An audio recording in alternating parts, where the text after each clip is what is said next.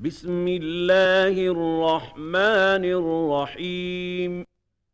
الحمد لله فاطر السماوات والأرض جاعل الملائكة رسلا أولي أجنحة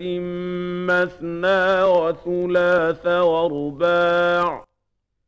يزيد في الخلق ما يشاء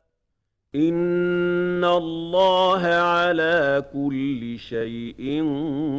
قدير. ما يفتح الله للناس من رحمة فلا ممسك لها وما يمسك فلا مرسل له من بعده وهو العزيز الحكيم. يا أيها الناس اذكروا نعمة الله عليكم هل من خالق غير الله يرزقكم من السماء والأرض لا إله إلا هو فأنى تؤفكون. وإن يكذبوك فقد كذبت رسل من قبلك وإلى الله ترجع الأمور. يا أيها الناس إن وعد الله حق فلا تغرنكم الحياة الدنيا ولا يغرنكم بالله الغرور. إن الشيطان لكم عدو فاتخذوه عدوا إنما يدعو حزبه ليكونوا من أصحاب السعير. الذين كفروا لهم عذاب شديد والذين آمنوا وعملوا الصالحات لهم مغفرة وأجر كبير. أفمن زين له سوء عمله فرآه حسنا فإن الله يضل من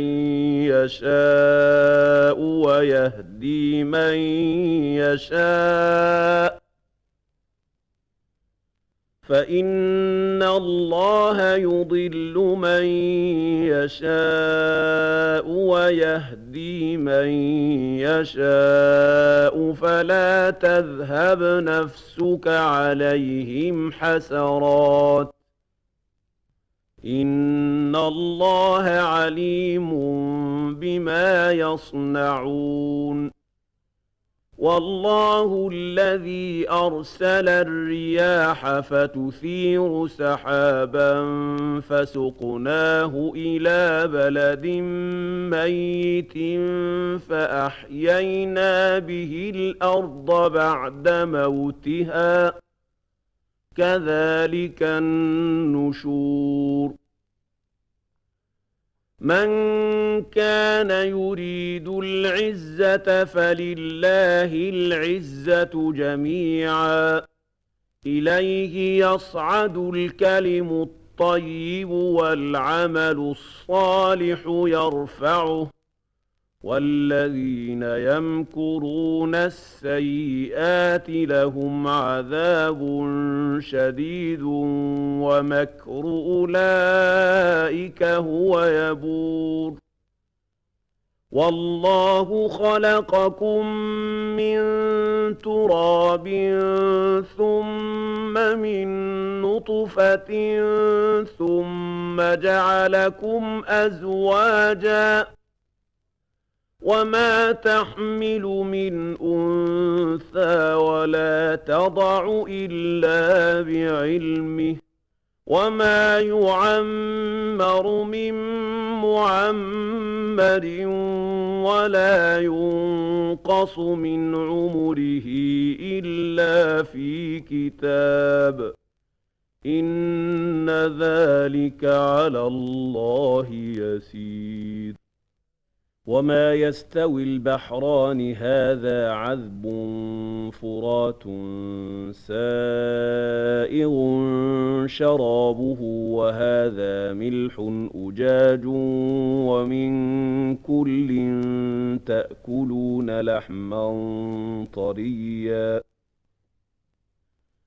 ومن كل تأكلون لحما طريا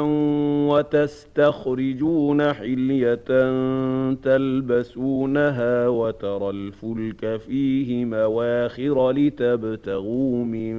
فضله ولعلكم تشكرون يولج الليل في النهار ويولج النهار في الليل وسخر الشمس والقمر كل يجري لأجل مسمى ذلكم الله ربكم له الملك والذين تدعون من دونه ما يملكون من قطمير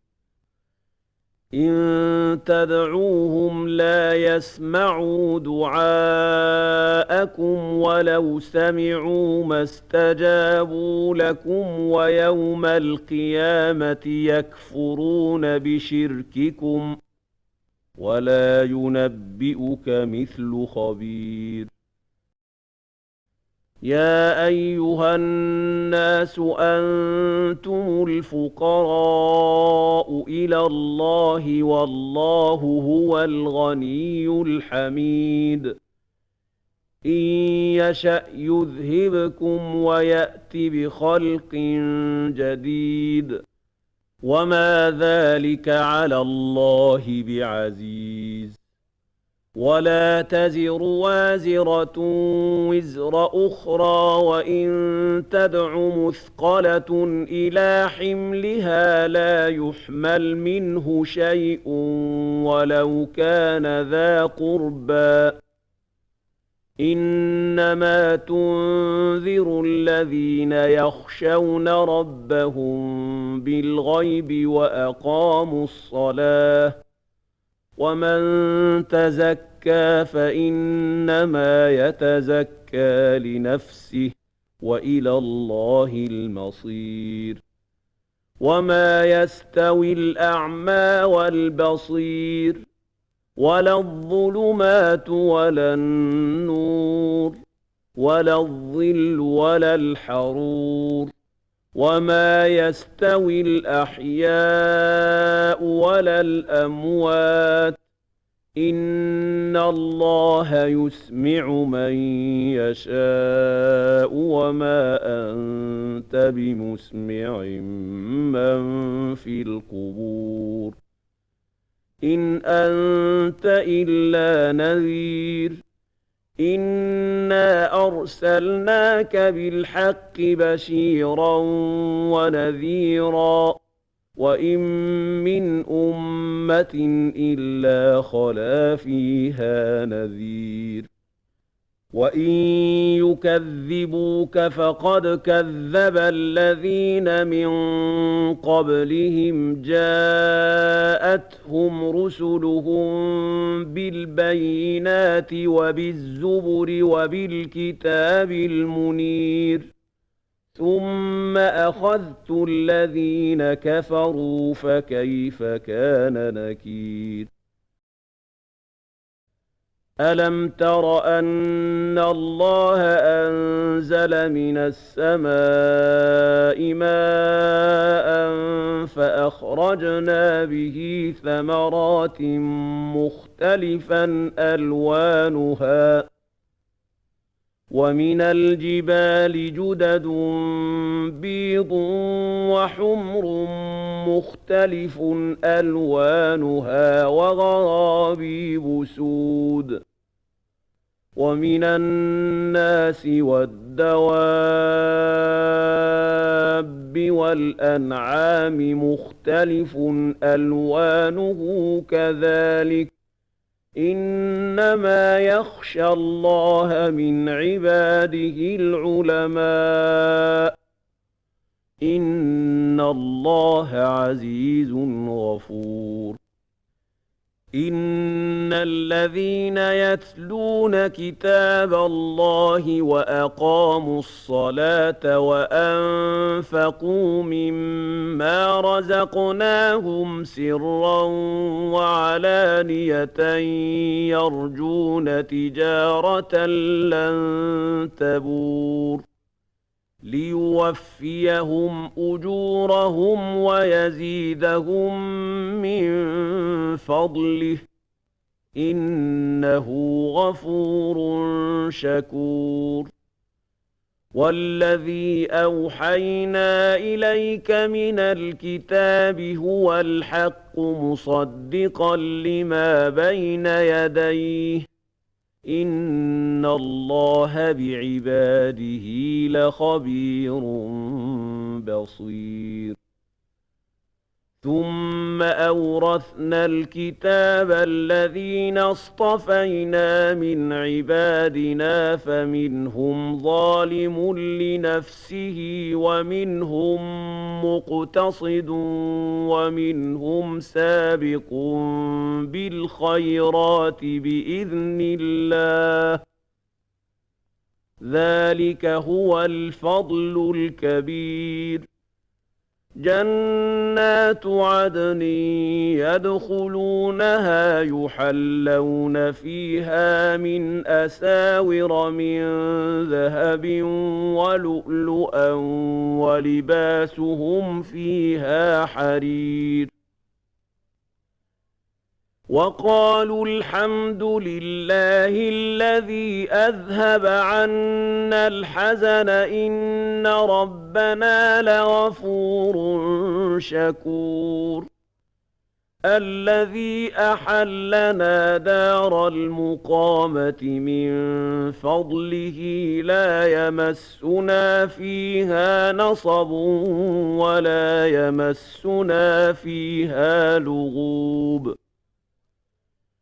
والذين كفروا لهم نار جهنم لا يقضى عليهم فيموتوا ولا يخفف عنهم من عذابها كذلك نجزي كل كفور وهم يصطرخون فيها ربنا أخرجنا نعمل صالحا غير الذي كنا نعمل أولم نعمركم ما يتذكر فيه من تذكر وجاءكم النذير فذوقوا فما للظالمين من نصير إن الله عالم غيب السماوات والأرض إنه عليم بذات الصدور هو الذي جعلكم خلائف في الأرض فمن كفر فعليه كفره ولا يزيد الكافرين كفرهم عند ربهم إلا مقتا ولا يزيد الكافرين كفرهم إلا خسارا قل أرأيتم شركاءكم الذين تدعون من دون الله أروني ماذا خلقوا من الأرض أم لهم شرك في السماوات أم آتيناهم كتابا فهم على بينة منه بل إن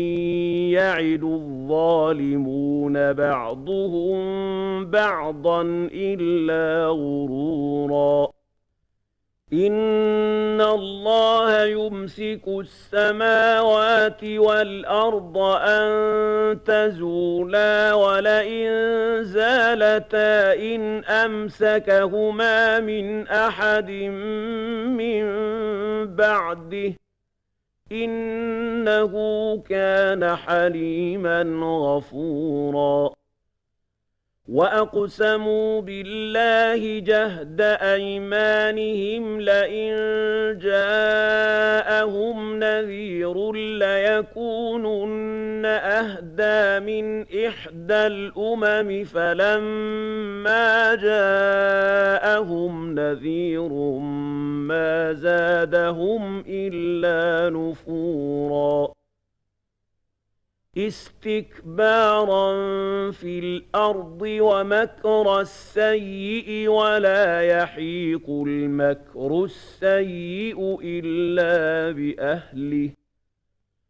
فهل ينظرون إلا سنة الأولين فلن تجد لسنة الله تبديلا ولن تجد لسنة الله تحويلا أولم يسيروا في الأرض فينظروا كيف كان عاقبة الذين من قبلهم وكانوا أشد منهم قوة وما كان الله ليعجزه من شيء في السماوات ولا في الأرض إنه كان عليما قديرا ولو يؤاخذ الله الناس بما كسبوا ما ترك على ظهرها من دابة ولكن يؤخرهم إلى أجل مسمى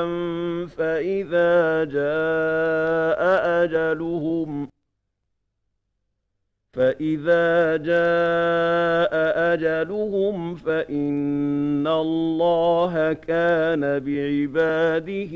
بصيرا بسم الله الرحمن الرحيم ياسين والقرآن الحكيم إنك لمن المرسلين على صراط مستقيم تنزيل العزيز الرحيم لتنذر قوما ما أنذر آباؤهم فهم غافلون لقد حق القول على أكثرهم فهم لا يؤمنون إنا جعلنا في أعناقهم أغلالا فهي إلى الأذقان فهم مقمحون وجعلنا من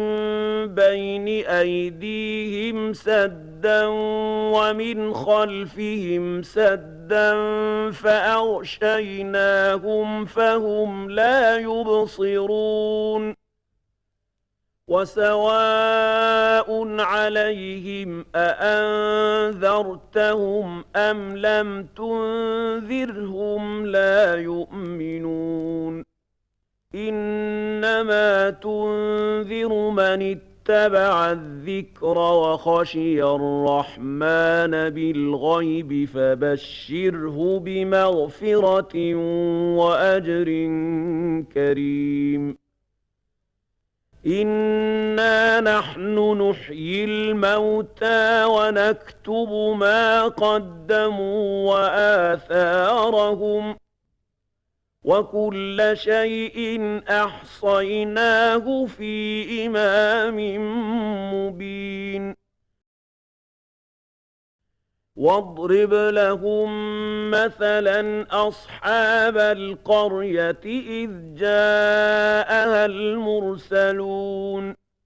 إذ أرسلنا إليهم اثنين فكذبوهما فعززنا بثالث فقالوا إنا إليكم مرسلون قالوا ما أنتم إلا بشر مثلنا وما أنزل الرحمن من شيء إن أنتم إلا تكذبون قالوا ربنا يعلم إنا إليكم لمرسلون وما علينا إلا البلاغ المبين قالوا إنا تطيرنا بكم لئن لم تنتهوا لنرجمنكم وليمسنكم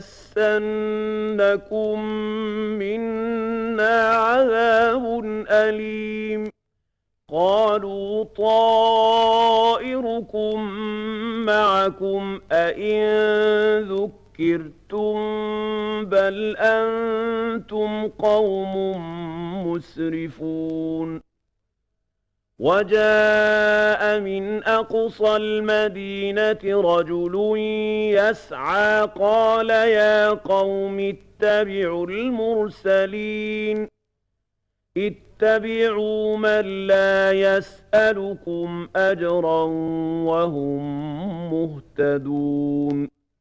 وما لي لا أعبد الذي فطرني وإليه ترجعون أأتخذ من دونه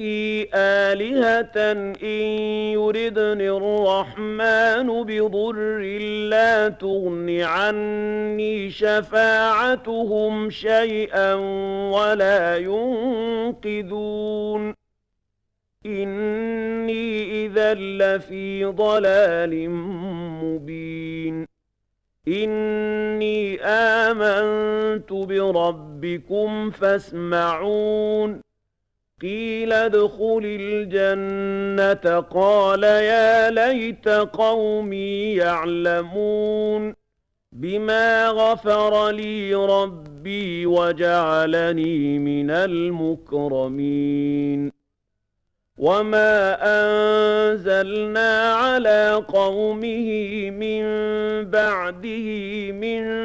جند من السماء وما كنا منزلين إن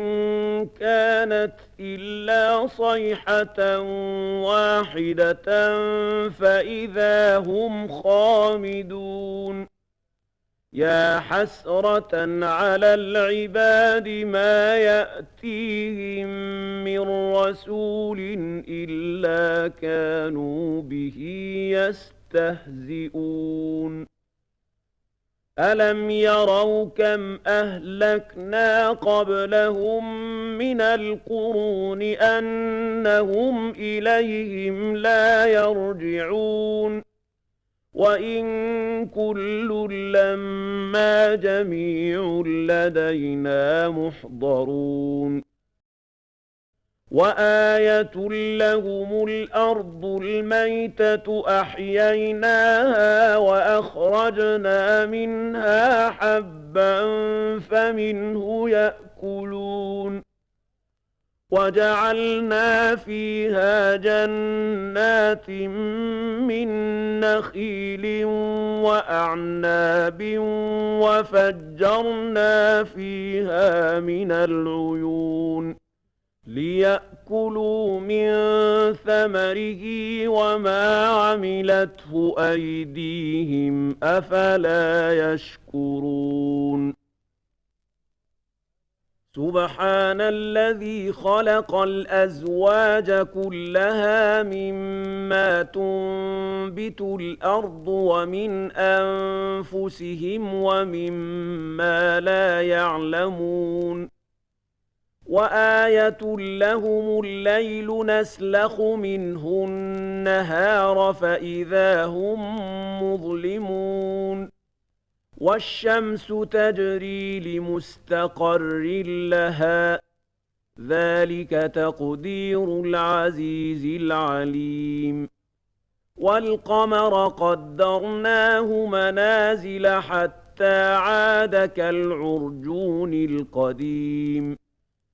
لا الشمس ينبغي لها أن تدرك القمر ولا الليل سابق النهار وكل في فلك يسبحون وآية لهم أنا حملنا ذريتهم في الفلك المشحون وخلقنا لهم من مثله ما يركبون وإن نشأ نغرقهم فلا صريخ لهم ولا هم ينقذون إلا رحمة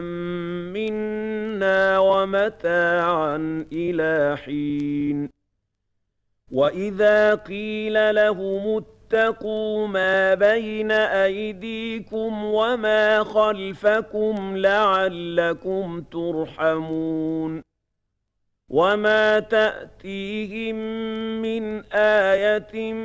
من آيات ربهم إلا كانوا عنها معرضين وإذا قيل لهم أنفقوا مما رزقكم الله قال الذين كفروا للذين آمنوا أنطعم من لو يشاء الله أطعمه إن أنتم إلا في ضلال مبين ويقولون متى هذا الوعد إن كنتم صادقين ما ينظرون إلا صيحة واحدة تأخذهم وهم يخصمون فلا يستطيعون توصية ولا إلى أهلهم يرجعون ونفخ في الصور فإذا هم من الأجداث إلى ربهم ينسلون قالوا يا ويلنا من بعثنا من مرقدنا هذا ما وعد الرحمن وصدق المرسلون إن كانت إلا صيحة واحدة فإذا هم جميع لدينا محضرون فاليوم لا تظلم نفس شيئا ولا تجزون إلا ما كنتم تعملون إن أصحاب الجنة اليوم في شغل فاكهون هم وأزواجهم في ظلال على الأرائك متكئون لهم فيها فاكهة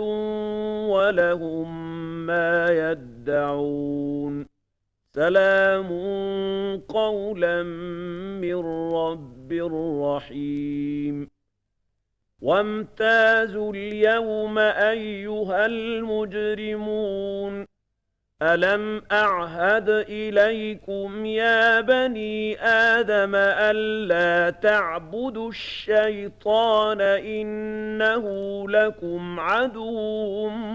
مبين وأن اعبدوني هذا صراط مستقيم ولقد أضل منكم جبلا كثيرا أفلم تكونوا تعقلون هذه جهنم التي كنتم توعدون اصلوها اليوم بما كنتم تكفرون اليوم نختم على أفواههم وتكلمنا أيديهم وتشهد أرجلهم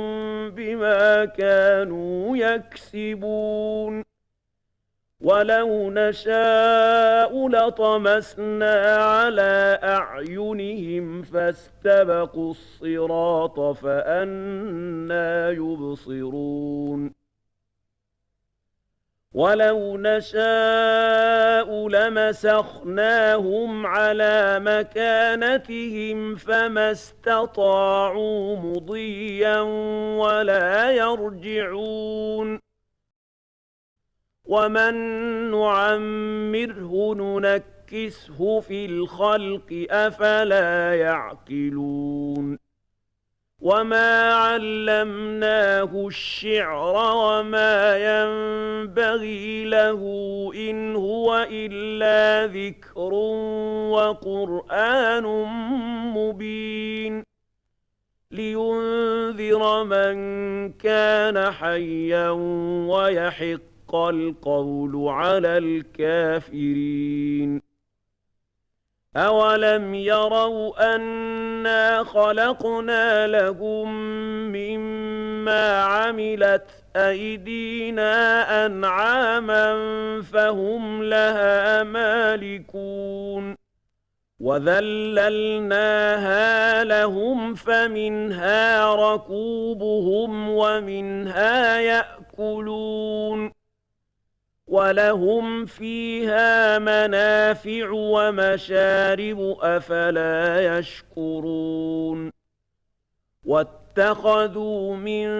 دون الله آلهة لعلهم ينصرون لا يستطيعون نصرهم وهم لهم جند محضرون فلا يحزنك قولهم إنا نعلم ما يسرون وما يعلنون أولم ير الإنسان أنا خلقناه من نطفة فإذا هو خصيم مبين وضرب لنا مثلا ونسي خلقه قال من يحيي العظام وهي رميم قل يحييها الذي أنشأها أول مرة وهو بكل خلق عليم الذي جعل لكم من الشجر الأخضر نارا فإذا أنتم منه توقدون أوليس الذي خلق السماوات والأرض بقادر على أن يخلق مثلهم بلى وهو الخلاق العليم إنما أمره إذا أراد شيئا أن يقول له كن فيكون فسبحان الذي بيده ملكوت كل شيء وإليه ترجعون بسم الله الرحمن الرحيم والصافات صفا فالزاجرات زجرا فالتاليات ذكرا إن إلهكم لواحد رب السماوات والأرض وما بينهما ورب المشارق إنا زينا السماء الدنيا بزينة الكواكب وحفظا من كل شيطان مارد لا يسمعون إلى الملأ الأعلى ويقذفون من كل جانب دحورا ولهم عذاب واصب إلا من خطف الخطفة فأتبعه شهاب ثاقب فاستفتهم أهم أشد خلقا أم من خلقنا إنا خلقناهم من طين لازب بل عجبت ويسخرون وإذا ذكروا لا يذكرون وإذا رأوا آية يستسخرون وقالوا إن هذا إلا سحر مبين أإذا متنا وكنا ترابا وعظاما أإنا لمبعوثون أوآباؤنا الأولون قل نعم وأنتم داخرون فإنما هي زجرة واحدة فإذا هم ينظرون وقالوا يا ويلنا هذا يوم الدين هذا يوم الفصل الذي كنتم به تكذبون احشروا الذين ظلموا وأزواجهم وما كانوا يعبدون من دون الله فاهدوهم إلى صراط الجحيم وقفوهم إنهم مسئولون ما لكم لا تناصرون بل هم اليوم مستسلمون وأقبل بعضهم على بعض يتساءلون قالوا إنكم كنتم تأتوننا عن اليمين قالوا بل لم تكونوا مؤمنين وما كان لنا عليكم من سلطان بل كنتم قوما طاغين فحق علينا قول ربنا إنا لذائقون فأغويناكم إنا كنا غاوين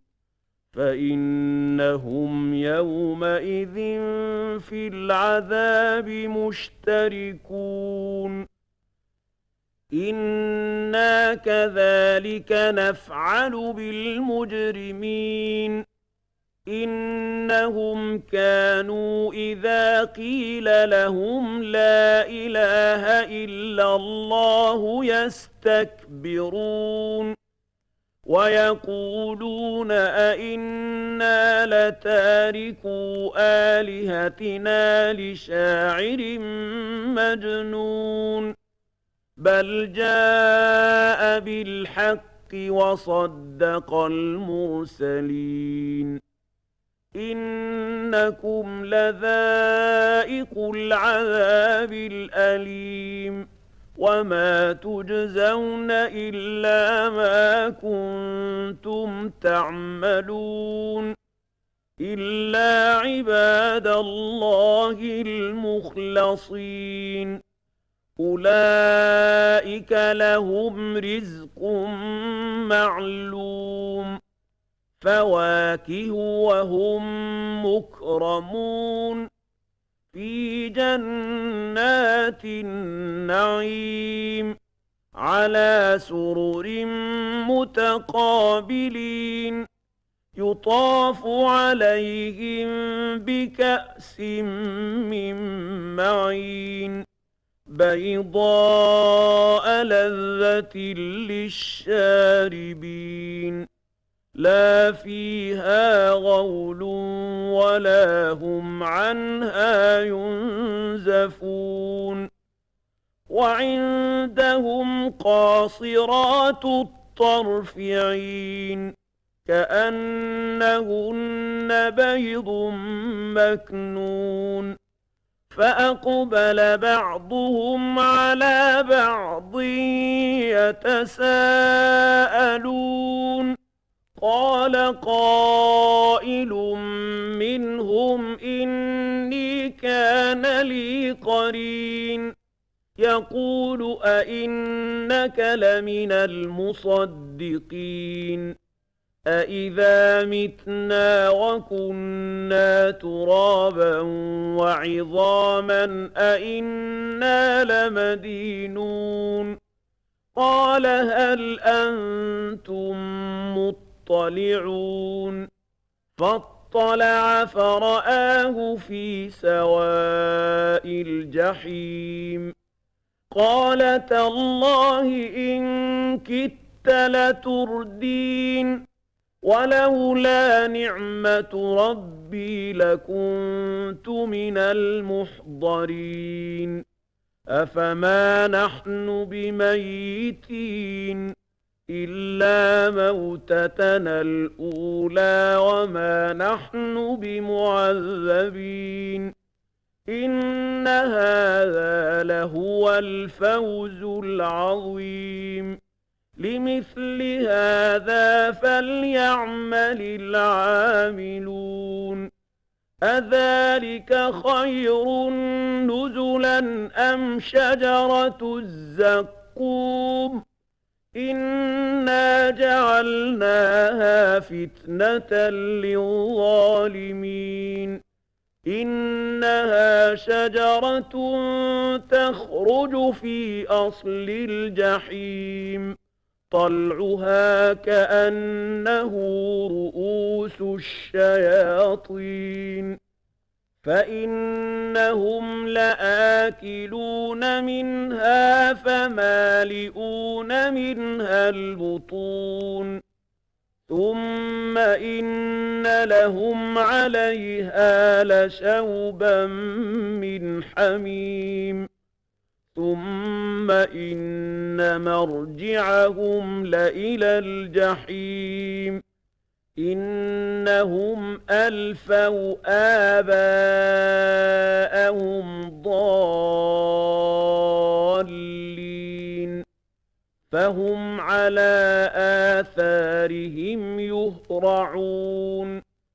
ولقد ضل قبلهم أكثر الأولين ولقد أرسلنا فيهم منذرين فانظر كيف كان عاقبة المنذرين إلا عباد الله المخلصين ولقد نادانا نوح فلنعم المجيبون ونجيناه وأهله من الكرب العظيم وجعلنا ذريته هم الباقين وتركنا عليه في الآخرين سلام على نوح في العالمين إنا كذلك نجزي المحسنين إنه من عبادنا المؤمنين ثم أغرقنا الآخرين وإن من شيعته لإبراهيم إذ جاء ربه بقلب سليم إذ قال لأبيه وقومه ماذا تعبدون أئفكا آلهة دون الله تريدون فما ظنكم برب العالمين فنظر نظرة في النجوم فقال إني سقيم فتولوا عنه مدبرين فراغ إلى آلهتهم فقال ألا تأكلون ما لكم لا تنطقون فراغ عليهم ضربا باليمين فأقبلوا إليه يزفون قال أتعبدون ما تنحتون والله خلقكم وما تعملون قالوا ابنوا له بنيانا فألقوه في الجحيم فأرادوا به كيدا فجعلناهم الأسفلين وقال إني ذاهب إلى ربي سيهدين رب هب لي من الصالحين فبشرناه بغلام حليم فلما بلغ معه السعي قال يا بني إني أرى في المنام أني أذبحك فانظر ماذا ترى قال يا أبت افعل ما تؤمر ستجدني إن شاء الله من الصابرين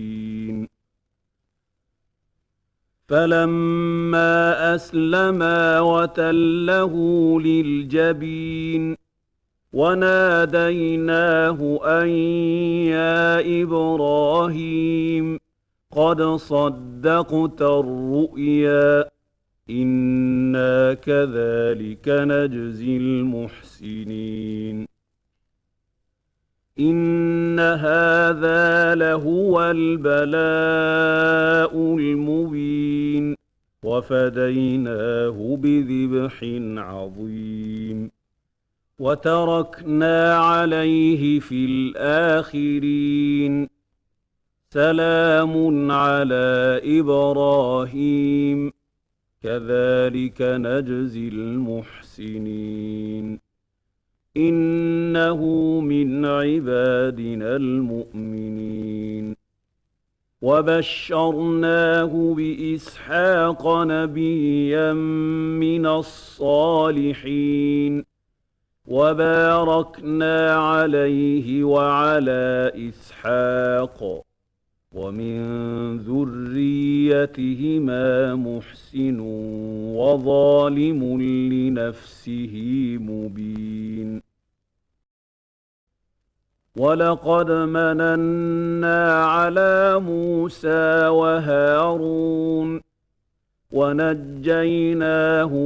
وقومهما من الكرب العظيم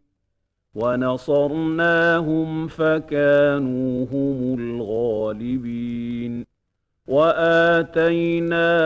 الكتاب المستبين وهديناهما الصراط المستقيم وتركنا عليهما في الآخرين سلام على موسى وهارون إنا كذلك نجزي المحسنين إنهما من عبادنا المؤمنين وإن إلياس لمن المرسلين إذ قال لقومه ألا تتقون أتدعون بعلا وتذرون أحسن الخالقين الله ربكم ورب آبائكم الأولين فكذبوه فإنهم لمحضرون إلا عباد الله المخلصين وتركنا عليه في الآخرين سلام على الياسين إنا كذلك نجزي المحسنين إنه من عبادنا المؤمنين وإن لوطا لمن المرسلين إذ نجيناه وأهله أجمعين إلا عجوزا في الغابرين ثم دمرنا الآخرين وإنكم لتمرون عليهم مصبحين وبالليل أفلا تعقلون وإن يونس لمن المرسلين إذ أبق إلى الفلك المشحون فساهم فكان من المدحضين فالتقمه الحوت وهو مليم فلولا أنه كان من المسبحين للبث في بطنه إلى يوم يبعثون فنبذناه بالعراء وهو سقيم وأنبتنا عليه شجرة من يقطين وأرسلناه إلى 100,000 أو يزيدون فآمنوا فمتعناهم إلى حين فاستفتهم ألربك البنات ولهم البنون أم خلقنا الملائكة إناثا وهم شاهدون ألا إنهم من إفكهم ليقولون ولد الله وإنهم لكاذبون أصطفى البنات على البنين ما لكم كيف تحكمون أفلا تذكرون أم لكم سلطان مبين فأتوا بكتابكم إن كنتم صادقين وجعلوا بينه وبين الجنة نسبا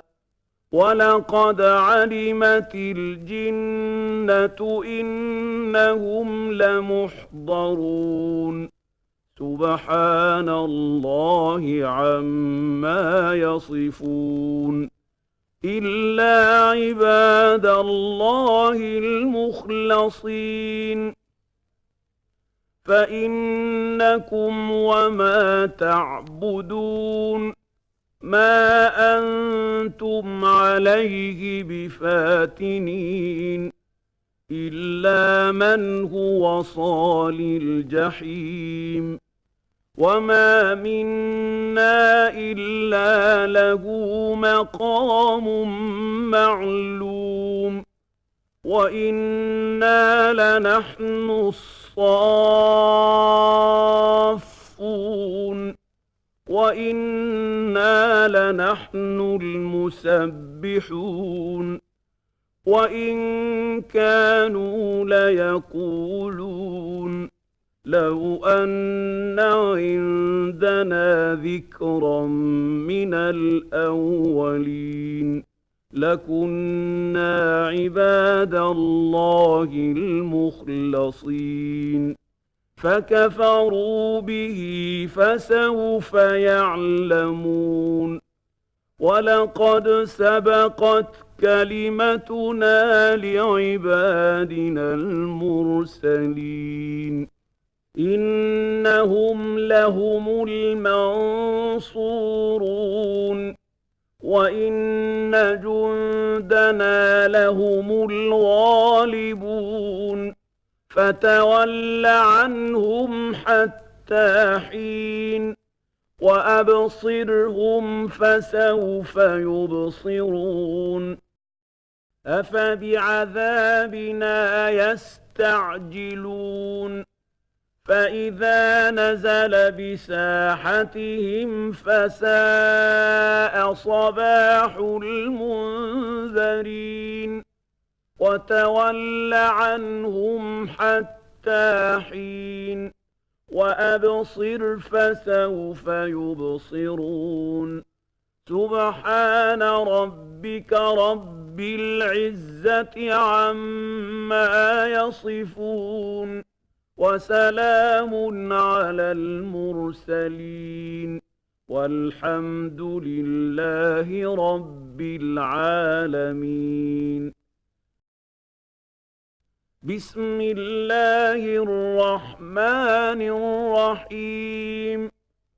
صاد والقرآن ذي الذكر بل الذين كفروا في عزة وشقاق كم أهلكنا من قبلهم من قرن فنادوا ولا تحين مناص وعجبوا أن جاءهم منذر منهم وقال الكافرون هذا ساحر كذاب أجعل الآلهة إلها واحدا إن هذا لشيء عجاب وانطلق الملأ منهم أن امشوا واصبروا على آلهتكم إن هذا لشيء يراد ما سمعنا بهذا في الملة الآخرة إن هذا إلا اختلاق أأنزل عليه الذكر من بيننا بل هم في شك من ذكري بل لما يذوقوا عذاب أم عندهم خزائن رحمة ربك العزيز الوهاب أم لهم ملك السماوات والأرض وما بينهما فليرتقوا في الأسباب جند ما هنالك مهزوم من الأحزاب كذبت قبلهم قوم نوح وعاد وفرعون ذو الأوتاد وثمود وقوم لوط وأصحاب الأيكة أولئك الأحزاب إن كل إلا كذب الرسل فحق عقاب وما ينظر هؤلاء إلا صيحة واحدة ما لها من فواق وقالوا ربنا عجل لنا قطنا قبل يوم الحساب اصبر على ما يقولون واذكر عبدنا داود ذا الأيد إنه أواب إنا سخرنا الجبال معه يسبحن بالعشي والإشراق والطير محشورة كل له أواب وشددنا ملكه وآتيناه الحكمة وفصل الخطاب وهل أتاك نبأ الخصم إذ تسوروا المحراب إذ دخلوا على داود ففزع منهم قالوا لا تخف خصمان بغى بعضنا على بعض فاحكم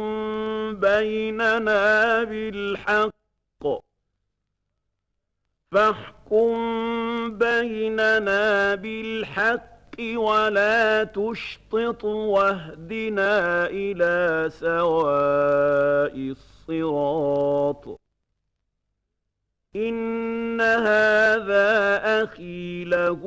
99 نعجة ولي نعجة واحدة فقال أكفلنيها وعزني في الخطاب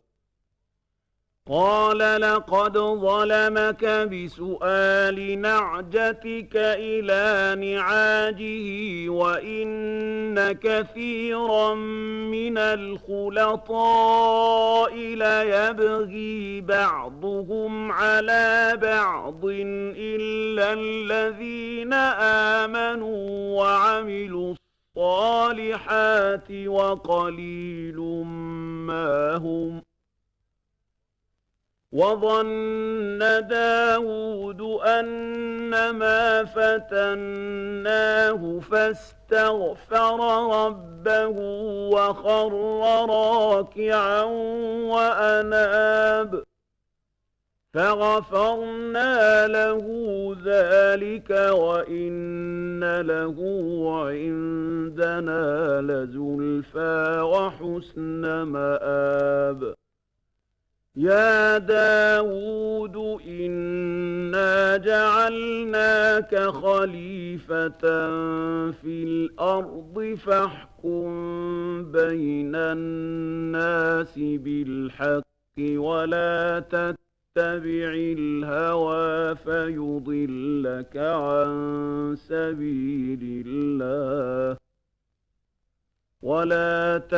تتبع الهوى فيضلك عن سبيل الله إن الذين يضلون عن سبيل الله لهم عذاب